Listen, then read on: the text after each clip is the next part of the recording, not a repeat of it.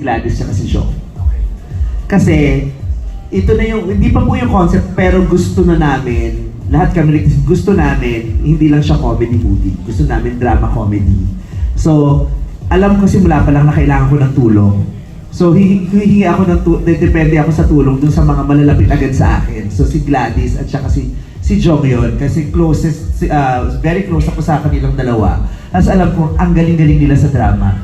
So, hindi ako mahihiyang humingi ng saklolo at alam kong susuportahan nila ako. Yung kay Eugene, actually si Eugene ang ayoko muna siyang ka-join. Ito yung promise, si Direk June kasi, syempre may personal relationship siya.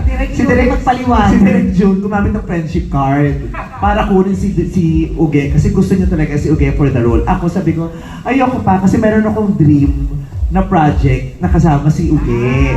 Ayoko muna kasi una, nahihiya ako kay Eugene. Sabi ko na nahihiya naman akong yung support, di ba? Gusto ko dalawa na kaming bida, yung parang... At saka sabi ko, kung makikita na kami rito, baka ma-preempt yung plano ko. Gusto ko may pasabog kami dalawa ni Oge, yung walang yaan kami dalawa sa isang pelikula, yung gano'n. So, ang generous niya. She didn't mind na. Support ko si Vice, okay. Ganon, kaya ang masyadong mahal, tag dito? Itong pelikulang to talaga, natatouch ako tuwing pinag-uusapan.